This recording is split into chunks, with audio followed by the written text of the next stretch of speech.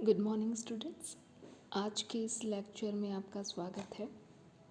पिछले लेक्चर में हमने राजनीति विज्ञान की परिभाषा के विषय में पढ़ा। उसके अंतर्गत हमने राजनीति विज्ञान का परंपरागत दृष्टिकोण एवं राजनीति विज्ञान का आधुनिक दृष्टिकोण राजनीति विज्ञान को किस रूप में परिभाषित करता है के विषय में पढ़ा। आज हम आगे बढ़ते हुए राजनीति विज्ञान की प्रकृति नेचर ऑफ पॉलिटिकल साइंस के विषय में पढ़ेंगे। वैसे तो राजनीति विज्ञान समाज विज्ञानों की श्रेणी में आता है, अतः यह प्राकृतिक विज्ञानों की तरह मात्र यथार्थवादी, वस्तुनिष्ठ और मूल्य निरपेक्ष विज्ञान नहीं हो सकता। यह मूल्य से जुड़ा हुआ एक समाज विज्ञान है, लेकिन फिर भी इसे राजनीति विज्ञान के नाम से संबोधित किया जाता है। लेकिन जो राजनीति विज्ञान के विभिन्न विद्वान हैं वो इस मत पर एक मत नहीं है कि क्या राजनीति विज्ञान को वाकई विज्ञान कहना चाहिए या नहीं। ऐसे में दोनों ही पक्ष के जो विद्वान हैं उनके अपने अपने तर्क हैं। जहाँ महानतम विद्वान अरस्तु राजनीति विज्ञान को सर्वोच्च विज्ञान कहते हैं, वहीं कई आधुनिक विचारक राजनीति विज्ञान को विज्ञान मानने के दावे का विरोध करते हैं और वे राजनीति विज्ञान को विज्ञान के रूप में स्वीकार नहीं करते। इस संबंध में मैटलैंड ने कहा है कि जब मैं राजनीति विज्ञान शीर्षक के अंतर्गत परीक्षा के प्रश्नों को देखता हूँ तो मुझे प्रश्नों के लिए नहीं अपितु शीर्षक के लिए खेद होता है। तो आज के इस लेक्चर में हम ये देखेंगे कि आखिरकार वे कौन कौन सी बातें हैं जो राजनीति विज्ञान को एक विज्ञान के रूप में प्रस्तुत करती हैं, या वे कौन से तर्क हैं जो राजनीति विज्ञान को विज्ञान मानने से इनकार करते हैं। तो सबसे पहले हम ये देखेंगे कि आखिरकार विज्ञान होता क्या है। जो राजनीति विज्ञान है वैसे तो उसकी तुलना विज्ञान से करना एक प्रकार से गलत ही होगा, क्योंकि राजनीति विज्ञान एक समाज विज्ञान है जबकि अन्य प्राकृतिक विज्ञान है। फिर भी ऐसी कई बातें हैं जो राजनीति विज्ञान में पाई जाती हैं जो मूलतः विज्ञान की श्रेणी में आती हैं। अतः हमें सबसे पहले ये समझना होगा कि आखिरकार विज्ञान कहते किसे हैं। विज्ञान किसी विषय से संबंधित उस ज्ञान को कहते हैं जो विधिवत पर्यवेक्षण, अनुभव एवं अध्ययन के आधार पर प्राप्त किया गया हो और जिसके तथ्य परस्पर संबद्ध, क्रमबद्ध तथा वर्गीकृत किए गए हैं। सरल शब्दों में यदि हम देखें तो विज्ञान हम उस ज्ञान को कहते हैं जो विधिवत पर्यवेक्षण का अर्थ होता है अवलोकन, बार बार देखने से या अनुभव करने के आधार पर, जिसे हम अनुभविक अध्ययन भी कहते हैं, के आधार पर जो ज्ञान प्राप्त किया जाता है और उस ज्ञान में जो तथ्य होते हैं वे आपस में एक दूसरे से संबंधित होते हैं और उनमें एक तारतम्यता या एक क्रम पाया जाता है और साथ ही उन्हें वर्गीकृत या विभाजित किया जा सकता है। यदि आप देखें तो ये सभी जो गुण हैं वे राजनीति विज्ञान में पाए जाते हैं। अब हम एक एक करके इन विभिन्न बिंदुओं पर चर्चा करेंगे। यदि हम देखें तो राजनीति विज्ञान एवं एक क्रमबद्ध व व्यवस्थित ज्ञान है। राजनीति विज्ञान राज्य, सरकार, विभिन्न राजनीतिक संस्थाओं, विभिन्न संकल्पनाओं, विचारधाराओं का ज्ञान उसी रूप में प्रकट करता है जिस प्रकार से विज्ञान करता है। राजनीति विज्ञान के अंतर्गत राज्य की उत्पत्ति और विकास का क्रमबद्ध विवरण प्रस्तुत किया गया है और साथ ही विभिन्न राजनीतिक विचारधाराओं को उनकी प्रकृति के आधार पर वर्गीकृत किया गया है। राजनीति विज्ञान के अध्ययन में तथ्यों और आंकड़ों का भी प्रयोग किया जाता है। इस संबंध में यदि आप देखें तो जो हमारी चुनावी राजनीति होती है बेसिकली वो फैक्ट्स और जो डेटा होता है उसी पर डिपेंड करती है। तो ऐसे में हम कह सकते हैं कि राजनीति विज्ञान जो है वो एक क्रमबद्ध व व्यवस्थित ज्ञान है। कहा जाता है कि समाज विज्ञानों में सर्वमान्य सिद्धांतों का प्राय अभाव होता है, लेकिन यदि आप देखें तो राजनीति विज्ञान में ऐसे कई सर्वमान्य सिद्धांत हैं जिन्हें एक स्वर में स्वीकार किया जाता है। जैसे लॉर्ड एक्टन ने कहा था कि शक्ति भ्रष्ट करती है और संपूर्ण शक्ति संपूर्ण तरीके से भ्रष्ट करती है। अतः ऐसे में और भी कई सर्वमान्य सिद्धांत हैं, जैसे व्यक्ति के संपूर्ण विकास के लिए राजनीतिक स्वतंत्रता के साथ साथ आर्थिक स्वतंत्रता भी आवश्यक है। ये समस्त सर्वमान्य सिद्धांत हैं जो प्रत्येक राजनीतिक व्यवस्था के लिए उसी रूप से लागू होते हैं और एक समान रूप से लागू होते हैं, और विभिन्न राजनीतिक व्यवस्थाओं की तुलना या विभिन्न संविधानों की तुलना आप इनके आधार पर कर सकते हैं। इसके अतिरिक्त राजनीति विज्ञान में कार्य कारण में भी पारस्परिक संबंध पाया जाता है।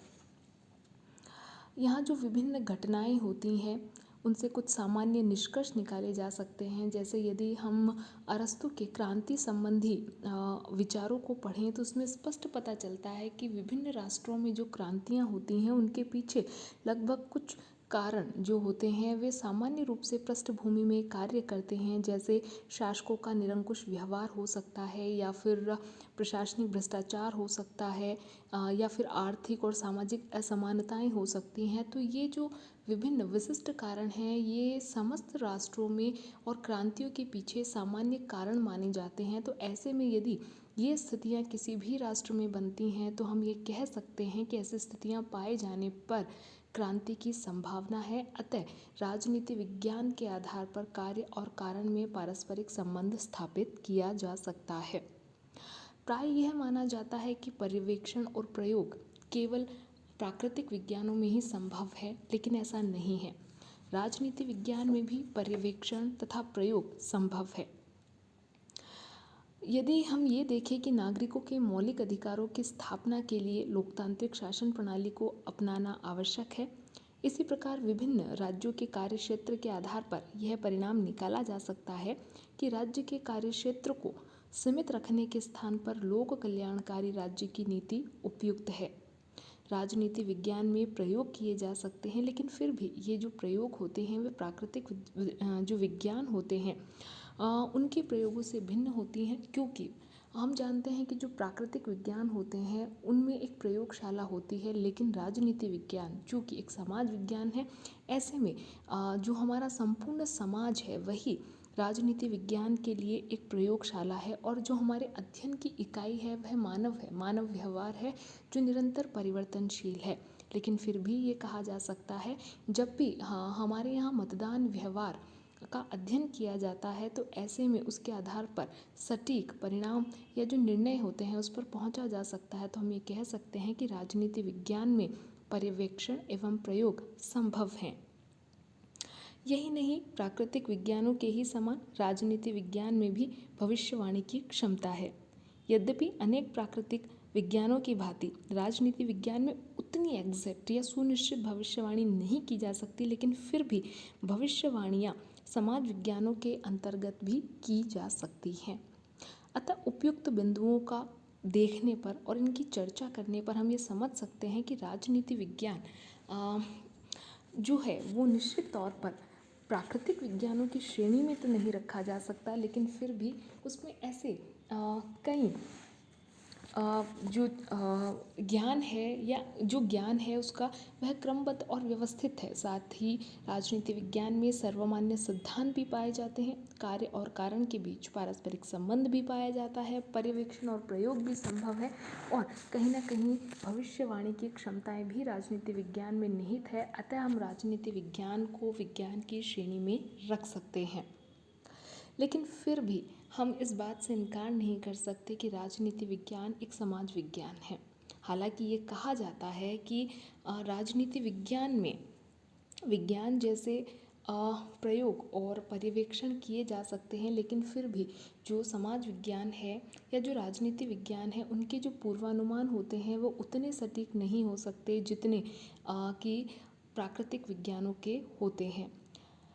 एक ही प्रयोग को प्राकृतिक विज्ञानों के अंतर्गत प्रयोगशाला में बार बार दोहराया जा सकता है, लेकिन हम जानते हैं कि राजनीति विज्ञान की जो प्रयोगशाला है वह हमारा समाज है, और समाज में पुनः उन्हीं सेम एग्जैक्टली कंडीशंस को अप्लाई कर पाना काफ़ी मुश्किल होता है। तो ऐसे में एक ही राजनीतिक प्रयोग को बार बार नहीं दोहराया जा सकता है। अतः हम कह सकते हैं कि राजनीति विज्ञान के अंतर्गत प्रयोग और पर्यवेक्षण किए तो जा सकते हैं, लेकिन उस हद तक नहीं जितने कि प्राकृतिक विज्ञानों में। इससे पूर्व हमने ये भी पढ़ा कि राजनीति विज्ञान के अंतर्गत भी कार्य और कारण में सुनिश्चित संबंध पाया जाता है, लेकिन फिर भी एक तर्क ये भी दिया जा सकता है कि ये भी प्राकृतिक विज्ञानों जितना सुनिश्चित संबंध नहीं होता। यदि हम पानी को एक निश्चित तापमान पर गर्म करेंगे तो वह निश्चित तौर पर भाप में परिवर्तित हो जाएगा, लेकिन राजनीति विज्ञान में इतना सटीक अनुमान लगाना या इतना सटीक कार्य और कारण में संबंध स्थापित कर पाना संभव नहीं है, जिसके पीछे यही कारण है कि राजनीति विज्ञान जो है वो एक समाज विज्ञान है और वह समाज विज्ञानों की श्रेणी में आता है। तीसरा तर्क हमने ये भी दिया था कि राजनीति विज्ञान में भी सर्वमान्य सिद्धांत पाए जाते हैं, हालांकि ये प्राकृतिक विज्ञानों की तरह सुनिश्चित और सर्वमान्य नहीं होते। और जो दोनों ही विषय हैं, यानी कि राजनीति विज्ञान और विभिन्न प्राकृतिक विज्ञान, उनकी जो अध्ययन पद्धति है उनमें अत्यधिक मतभेद है। चूँकि हम समाज विज्ञान की श्रेणी में आते हैं, ऐसे में हम मूल्य निरपेक्ष अध्ययन नहीं कर सकते, मूल्यों को हमें साथ लेकर चलना ही होगा। जबकि प्राकृतिक विज्ञान मात्र तथ्यों पर बल देते हैं, उनके लिए मूल्यों का कोई महत्व नहीं होता है। जो समाज विज्ञान है या जो राजनीति विज्ञान है उसमें शुद्ध नापतोल का अभाव पाया जाता है। विज्ञान में पदार्थ की क्रियाओं का अध्ययन किया जाता है, उन्हें पूर्ण शुद्ध रूप से मापने के लिए आधुनिकतम उपकरण भी होते हैं एवं बड़ी बड़ी लैबोरेटरीज यानी कि प्रयोगशालाएं भी होती हैं। लेकिन राजनीति विज्ञान में मानव के राजनीतिक विचारों और व्यवहारों का अध्ययन करते हैं, और ये कहा जाए कि चूँकि हमारे अध्ययन की इकाई ही मानव है, तो ऐसे में मानव व्यवहार को, उसकी भावनाओं को शुद्धतम रूप से मापना संभव नहीं है, क्योंकि ये काफ़ी फ्लैक्चुएट होती हैं और इनको मापने का ऐसा कोई उपकरण नहीं है जिससे इसमें शुद्धता लाई जा सके। राजनीति विज्ञान और अन्य प्राकृतिक विज्ञानों की जो बेसिकली नेचर है, प्रकृति है, उसमें सबसे बड़ा अंतर ये है कि जहाँ प्राकृतिक विज्ञान की जो अध्ययन सामग्री है वो जड़ होती है, विभिन्न पिंड हो सकते हैं या पदार्थ हो सकते हैं, वो विज्ञानों की अध्ययन सामग्री होती है। जबकि राजनीति विज्ञान चूँकि एक सामाजिक विज्ञान है और उसके अध्ययन की इकाई ही मानव है, तो ऐसे में निश्चित तौर पर आप मानव की तुलना किन्हीं जड़ पदार्थों से नहीं कर सकते, क्योंकि मानव सचेतन होता है, उसके विचार प्रतिपल बदलते हैं। ऐसे में जो अध्ययन सामग्री है उसकी प्रकृति में ही अंतर है, तो स्वाभाविक तौर पर वो शुद्धता भविष्यवाणियों में या पूर्वानुमानों में नहीं आ सकती जो प्राकृतिक विज्ञानों में आती है। इसके अलावा निश्चित व सटीक भविष्यवाणी का अभाव भी सामाजिक विज्ञानों में या राजनीति विज्ञान में पाया जाता है। जैसा कि हम देख चुके हैं कि हमारे अध्ययन की जो इकाई है वह मानव है और उसका व्यवहार है, जो प्रतिपल बदलता रहता है और जिसके बारे में भविष्यवाणी करना अपने आप में ही काफ़ी मुश्किल है। जो विज्ञान है उसकी अध्ययन सामग्री जड़ है, जैसे यदि चंद्र ग्रहण होता है या सूर्य ग्रहण जैसी खगोलीय घटनाएं होती हैं, तो उनके विषय में पूर्वानुमान किया जा सकता है कि वो विश्व के किन इलाकों में दिखाई पड़ेगा, कितनी बजे दिखाई पड़ेगा या कितने समय के लिए दिखाई पड़ेगा। लेकिन किसी भी आम चुनाव में निश्चित तौर पर या सटीक तौर पर ये नहीं कहा जा सकता कि अमुक राजनीतिक दल को इतने स्थान प्राप्त होंगे या मतलब कौन जीतेगा या हारेगा। इसके मामले में मात्र अनुमान लगाए जा सकते हैं और वे अनुमान सदैव सटीक हों ये कोई आवश्यक नहीं है। अतः उपयुक्त विवरण से हम देखते हैं कि राजनीति विज्ञान के कुछ गुण भी रखता है, तो कुछ ऐसे बातें या ऐसे तर्क भी दिए जा सकते हैं जो निश्चित तौर पर राजनीति विज्ञान को समाज विज्ञानों में ही सिरमौर बनाते हैं। यदि देखा जाए तो राजनीति विज्ञान एक सामाजिक विज्ञान के रूप में यथार्थपरक विज्ञान के साथ ही आदर्शपरक विज्ञान भी है।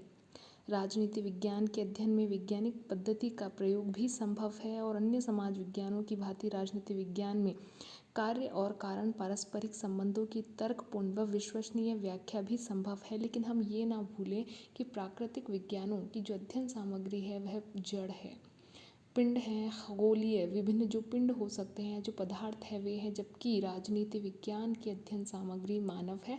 अतः ऐसे में निश्चित तौर पर पूर्वानुमान और भविष्यवाणियों में वो सटीकता नहीं हो सकती जो कि प्राकृतिक विज्ञानों में हो सकती है। तो आज के इस लेक्चर में हमने राजनीति विज्ञान की प्रकृति के विषय में पढ़ा। हमने ये देखा कि क्या राजनीति विज्ञान को विज्ञान कहा जा सकता है, और साथ ही हमने उन तर्कों को भी देखा जो राजनीति विज्ञान को विज्ञान मानने से इनकार करते हैं। आगे आने वाले लेक्चर्स में हम ये देखेंगे कि क्या राजनीति विज्ञान एक कला है, और है तो उसमें ऐसे कौन कौन सी तर्क हम इस संबंध में दे सकते हैं, और साथ ही आगे आने वाले लेक्चर्स में हम राजनीति विज्ञान के अध्ययन क्षेत्र के विषय में भी पढ़ेंगे। तो आज के इस लेक्चर में इतना ही। धन्यवाद।